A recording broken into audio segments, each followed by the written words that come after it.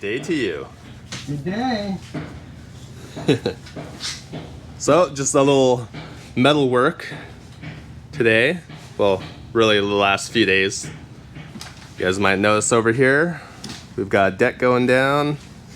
Been welding up a lot of stanchions to rise the stringers off the deck.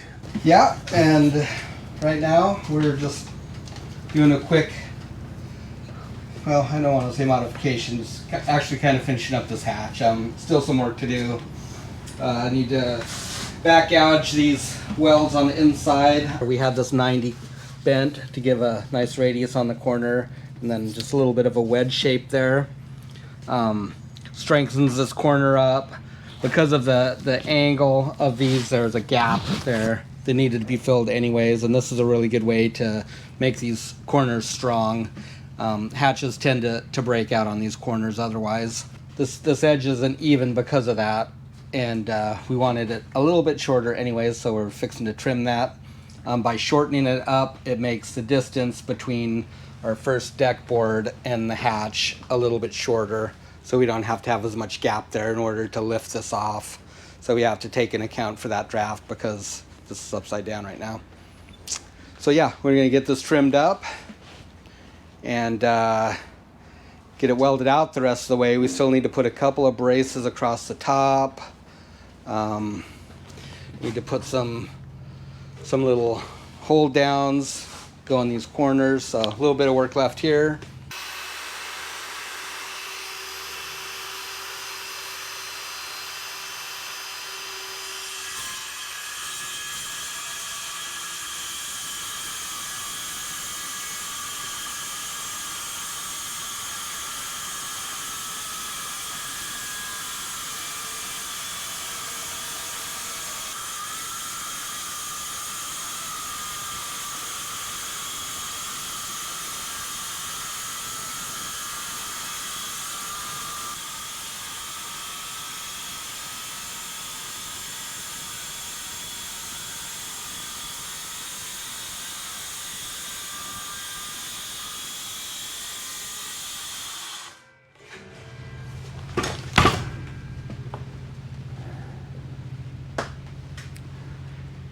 One cut down, 4 cuts to go.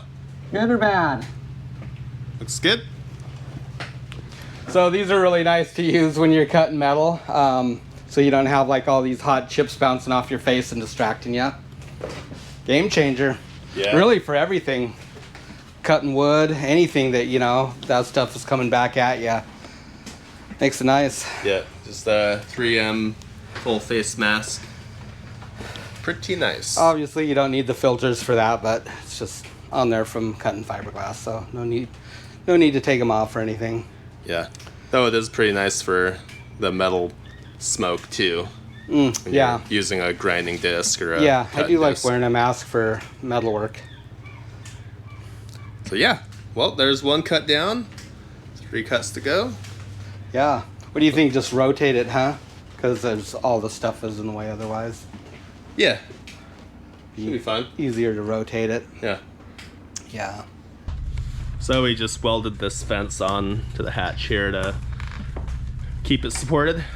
A lot easier than trying to jig up with cowboy clamps that'll get in the way of your cut. And just a quick zip off with the cutting wheel and polish it up with the flap disc.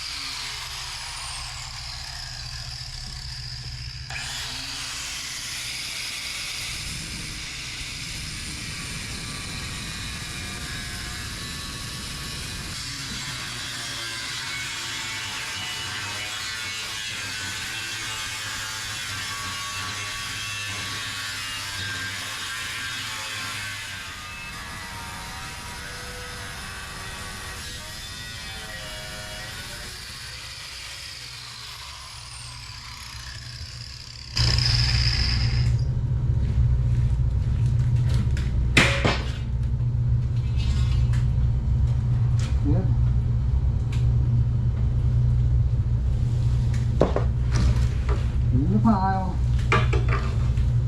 In the pile.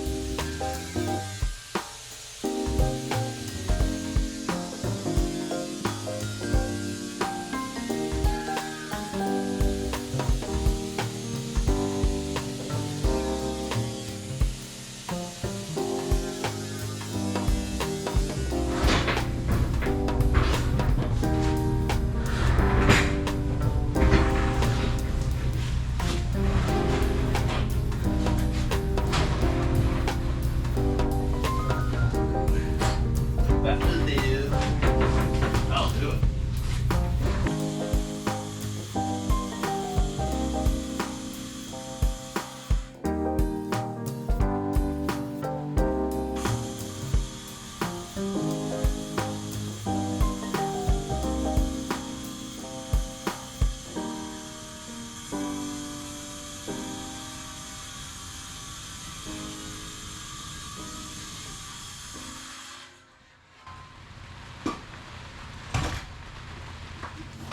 All right, so we got our hatch cover trimmed up, and now we're back on the stanchion job, making stanchions for this deck brace here. So Dad's about to zap one together.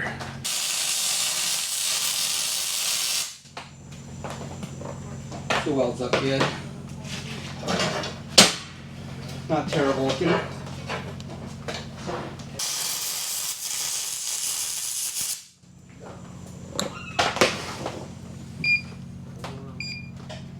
$400. Maxed it out. Perfect.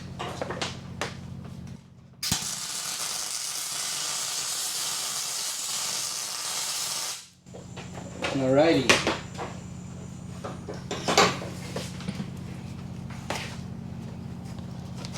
A terrible looking weld. Not too shabby for old metal. Yep. So all of these are like custom individual one-offs.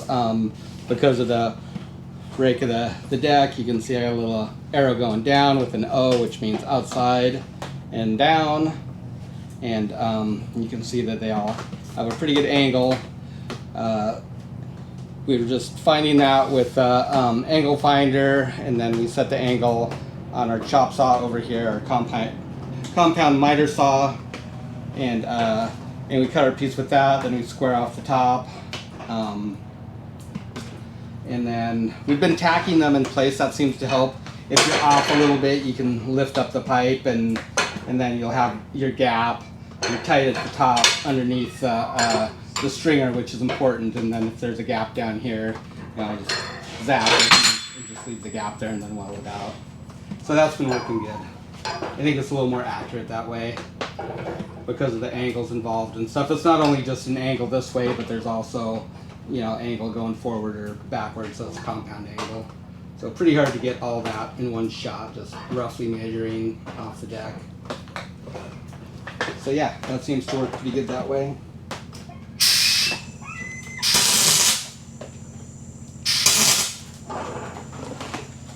Tack that on there, both sides.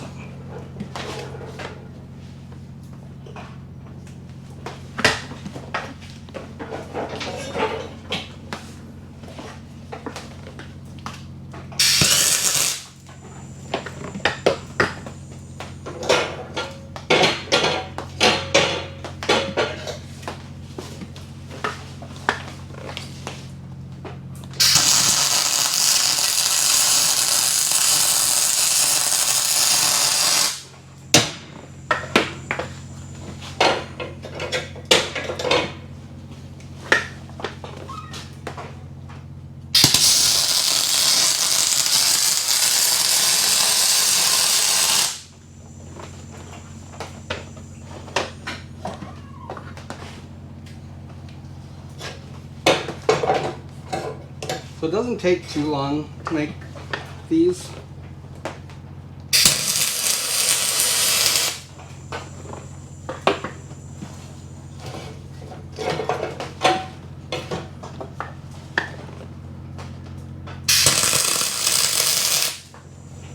And there we go. That's done. Now the next thing is just to drill a hole through there, and then we can drop our leg bolt through there in our socket and gets secured to the deck. The generous dollop of 5200 underneath it. Yeah, good morning everybody. So we're just kind of getting organized, getting our tasks lined out for this morning. We just took off all the stringers right here. They've just been in here temporarily while we got our stanchions lined up. They're all done in this area now, except for just one stray, I guess. Turned out real good. We just got a single bolt going through each of these down into the deck. Some of these are hitting the deck beams below. Others, it's just the plywood, but it's like 1.5 inches thick, plus the fiberglass, so there's a pretty substantial amount of material there. Yeah, and then we got the 5200 gluing the stanchion to the fiberglass at least, so you know, it's just like some structure there. It's just like any deck, you know, you have your posts and they're wiggly, but when you tie them together to the next post, they get a little stiffer, and then when you put the deck on top, it ties everything together, and when you're done, you'll have a really rigid structure. So this is all coming together really good. These are all lined up now. All the holes are drilled in the actual fiberglass stringers that our deck boards will attach to. We just moved them because we want to gel coat them before we get them down permanently. And the other task is that we need to prep this bulwark, because this is kind of ugly looking.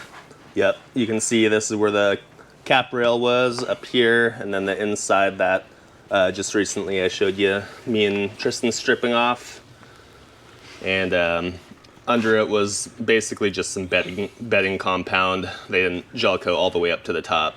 It was just whatever they used, ground that off and brought it down to bare glass.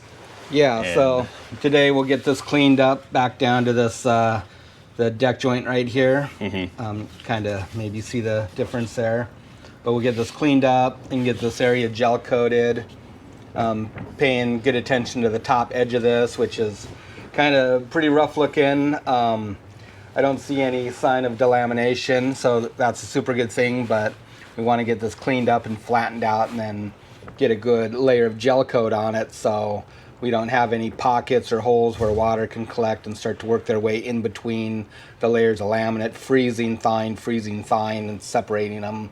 That's a big deal right there. Yeah, it's a bit unfortunate. They just pretty much trimmed off the what looks to be the top of the mold. The fibers are pretty loose looking, so yeah, it's a pretty ragged looking job. I don't know what they used. Yeah, it's a shame they didn't just trim it off and wipe over it with some resin, but it is what it is. Yeah, but like Dad said, there's no visible damage so far, so that's a good thing. Yeah, and it sounds solid too. You would hear, you can hear loose laminate. It just sounds hollow and rattly. So yep, that looks good. So it's always been a plan to have a false deck. A lot of people don't understand why you would want a false deck. If you work on a fishing boat with this much crown, and for the fisheries we do, you would understand why we want a false deck. They're very nice to have. It just keeps the deck a lot cleaner. Yeah. All of this dirt and stuff like this, you don't get it on a false deck. It's easy to wash off. That goes for gurry, for blood, for everything when you're actually cleaning and moving fish around. And generally speaking, it's just a much more comfortable environment. It's not slippery like fiberglass. So there's a lot of advantages to having it. And we're excited to be putting it down. Yep. And some people may be concerned about the heightening of the center of gravity. And I don't think that's really an issue for us. No. Just because the build of this boat and everything, it's already a deeper hull. So it's like adding 6 inches or whatever it ends up averaging out at isn't gonna be an issue at all. I guess without further ado, we're gonna suit up and get back into a little bit of nasty fiberglass work. So far we've been containing our mess pretty well. We thought we were over it until we started making these stringers, but most of it's just been layup, and all the trimming and fitting of these we've actually been doing down here in the fish hold, which worked out really good. So I'll have to show you guys this a little bit later, but it's an absolute bomb down there. We've been dropping all the stringers down there and sticking the end of the vacuum into that hole, putting the lid on, and I go to town trimming and sanding the rough raw edge off of these stringers. So this is basically what they look like when they come out of the mold or the form. And a guy can't have this jabbing you and tearing your hands up and whatnot. So a quick little mark down the side, zip it with the cutoff wheel, diamond steel wheel, and then hit it with the grinder, light radius, hit it with the sander, and this is what we have when we're done. Just a beautiful stringer that you can grab and not get jabbed. So Yeah. so I got 3 of those to process this morning, and then we're waiting on materials coming down from Anchorage. Half a roll 1708 that'll do up the rest of them. We're to about right here where we're standing. About well, I'd say close to 2/3 of the deck has been done with the stringers. So we just have this last little shot to do. I think about 8 of them, 7 of them, full length ones for back here, and then that'll all be done. But yeah, so that's worked out good. Doing that all down there, containing that big huge mess. Otherwise this place would be coated again. We're gonna do the same for Matt here when he grinds on these. We're just gonna hang up a plastic curtain, affix it to the top up here, and then just weigh down the corners with a couple of planks, and then he can get in there and grind that, and it'll keep most of the dust out of everything. So we're just kind of trying to keep that mess down, because it seems like we just got it all cleaned up for the most Yeah, part. we did. But that's how it goes. Yeah. So I guess that's next. Yeah. A little grinding action. Yeah. All right, Dad's heading down into the hole, all suited up.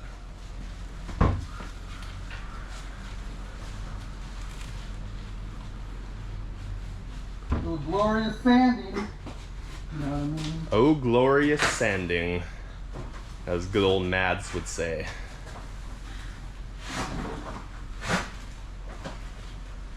That ladder's a little off center. Careful.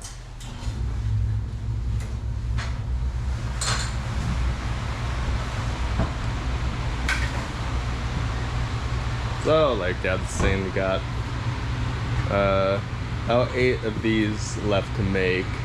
8 full widths. That's about going across deck 150 inches, reducing just slightly as it goes back. I think the very aft is it tapers back from the hull, so it's around 135 back there, and up here it's 150. So that'll take probably another 4 days to lay up, give or take, just depending what's going on that day. If we get around to laying these up, 1 stick, which is a half a length, is about 45 minutes or 50 minutes to lay up. So the whole process takes maybe 2.5 hours, maybe 3 with cutting the fabric. So looks like Dad is all lit up down there, passing down some of these rough cuts.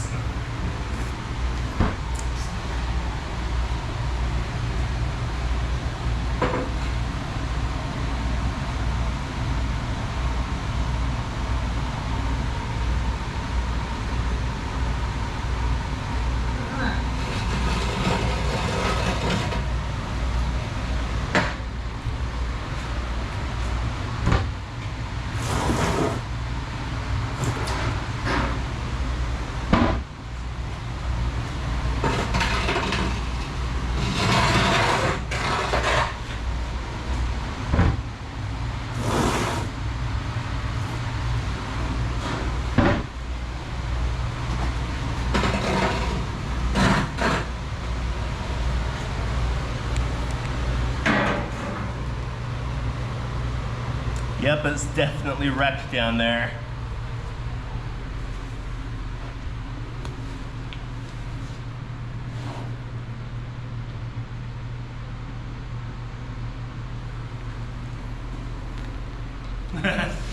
Just carnage.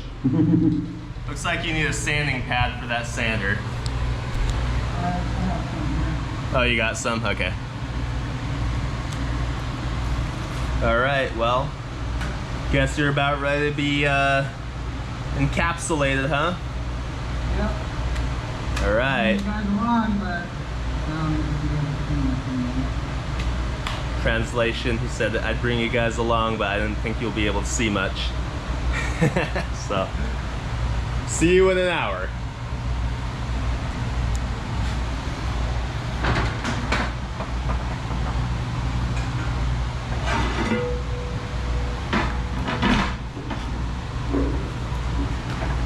Stick that down in there. And we just have a tarp that we throw over that in order to make a sealing gasket. Too many holes there. And we'll turn on the vacuum and it'll create a negative pressure in there that will suck air through these cracks to kind of keep it all contained. So we pretty much just trashed the place. Sign of progress in a odd way. 1 step forward, 2 steps back, but Yep, but it's all progress, so needs to be done. yeah, this was a big thing on the punch list for today, and be able to get this cleaned up and get it gel coated and move forward with our bulwarks without being inconvenienced by it. So a lot of times that's just the way projects go. You can't move on until you deal with other things. So yeah, a lot going on today. I ground off, I guess, that yellow strip you guys probably saw this morning. That was actually just a strip of probably epoxy paint. So it doesn't play well with polyester fiberglass or gel coat. It chips off if you coat over it. So I brought it down to bare glass right here. Also, that gave us the opportunity to bring it down to bare glass, make sure it gets a good bond and everything. Yeah, Matt also got all these the old fasteners from the trim knocked out, so Yep, over here you all can that see stuff's out of the way. You can see how I did it. I just drilled 3 holes around the side of it. There's no possible way to knock out those old fasteners without doing that. You do a lot more damage just like he-manning the punch, or you break your hand hitting your hand with the punch with a hammer. So I went ahead and drilled 3 or 4 holes around it and just kind of tap that screw back and forth with a punch and then out. And at the same time, I put a pry bar in here against this wood, and that kind of just gave it some pressure outwards as I was doing that. And we were able to knock it out, and it also took a lot of the screws with it. See all the pieces left, so that worked pretty good. yeah, that's nice to get done. So now I can go in here and just open these up with a larger bit and get them filled and encapsulated with gel coat, I guess. Yep. Yeah, and one certainly could have left them there, but our thought process is right. We'll have a strip of aluminum trim on the inside here, and a small filler piece, and then our bulwark here. This will all get welded together, and then we'll have bolts going through here. So yeah, it's kind of like it's just Russian roulette by not removing those, and then 100% guarantee where you drill a hole is going to be right on one of those bolts, at least somewhere on this, and it's going to ruin your day. Yeah, it always does. Absolutely. Bolts aren't easy to drill through. Easy just to get rid of them now and be done with it. Yep. And also the gel coat could chip off the head of the leftover bolt, and then that leaves you a nice, beautiful rust run over time, and there would be no way of getting rid of them then because, well, without taking off the bulwarks, because it's going to be kind of sandwiched like that. Yep. So I'm going for a sandwich. Okay, guys, so we're here in the back, fabrication center. Gonna go ahead and gel coat these stringers, kind of protect them long term, keep them from getting all grungy and stuff for the eventuality that we reuse them on the deck. Just be a simple cleanup for when we do use them for that purpose. So slap some gel coat on them, nothing heavy, just a quick coat, and yeah.